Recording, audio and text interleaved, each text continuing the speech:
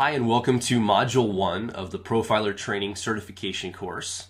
In this module, we're going to go over the basics of the system. We're going to start in on the basics of the system, and we're going to first go through a few quick start videos to just set you up with the frameworks you're going to need to go through the rest of the course.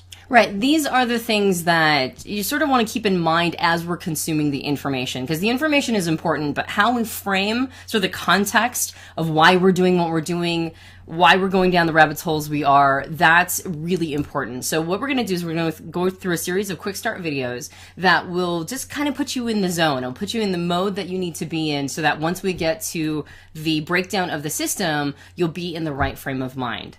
Our first quick start video is on, all of these will be an introduction to profiling. So all our quick starts are introduction to profiling. What we want to talk about in this quick start is we want to talk about why we profile.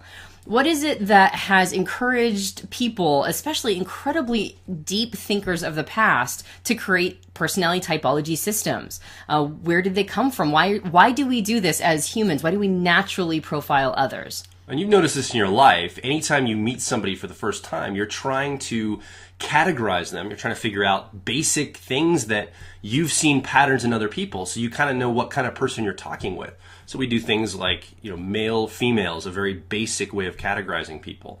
And we will choose things based on what our experience has been up to that point.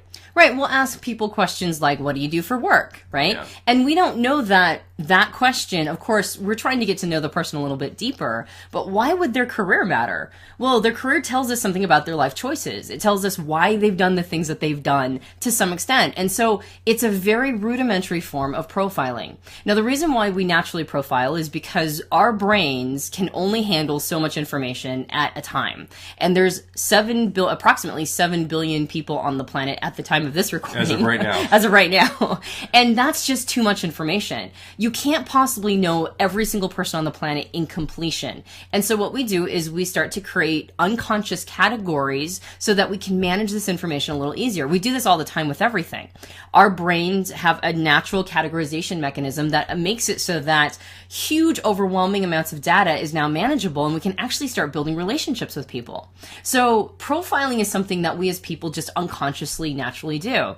We want to know things like, where did you come from? Where were you born? Where were you raised? What were some of the experiences of your life? And as people give us that information, we start to put them in categories. Oh, in the United States, it's very common to think of people in terms of East Coast or West Coast. Yeah. East Coast is supposed to be more driven. West Coast is supposed to be more laid back. Well, I know plenty of people from the West Coast that are very driven and plenty of people from the East Coast that are laid back. But the stereotypes hold true to some extent, and that gives us a handle for getting to know the other person. So profiling isn't something that you only do once you get a system under your belt. Profiling is something that you do all the time anyway. And one of the things that happens in this, since we're doing it all the time anyway, and we don't have a methodology or a framework to use, it ends up being clumsy sometimes, or we end up not having a particular way of defining how we're typing people going through life. And so having a system, having a framework, and there are all sorts of frameworks that can come into this. And I think another thing we're doing too is we're looking for people that are like us. I think we're really trying to eliminate any kind of weirdness or differences, so we can try to build upon the things we have in common as people. And so we have our own frameworks we're using. I think we all have adopted these for ourselves. And in profiler training, we're going to talk about a specific framework to do this in, not just willy-nilly, but having a methodology of profiling and trying to pick out the type of person we're talking with. When you don't have a methodology that has been vetted, one of the things that's so fantastic about the personality profiling tool that we use, that we're teaching in this particular course, is that it's a system that's been vetted over time. It's been adopted by so many countries and cultures. It's an instrument. The Myers-Briggs instrument has been given to tens of millions of people, and it's by far the most popular. The reason why it's great to utilize a tool like this is that when we don't, we get clumsy. When we create our own internal profiling system, that's when you really see stereotypes come out. That's when you really see people's prejudices come out, because they're not utilizing something that really gets into the heart of how humans work. They're more just looking for markers that are, as Joel mentioned, are familiar to them. And so we're not always the best judges of characters, and we always bring in our own, we bring in a perspective that is very biased. When you're utilizing a system that really goes inside the heart of a human being, really goes into the wiring of their mind, now your personal bias is not as important, right? Like now bringing your personal bias is a little more difficult because now you have a structure for how people work, not just how you think they work based on why you would be doing what they're doing. So that's one of the reasons why profiling systems, especially really good ones, the ones that have been truly vetted, are so important because we're profiling anyway as human beings, but this gives us an ability to profile without bringing all our personal, garbage into the situation. Yeah.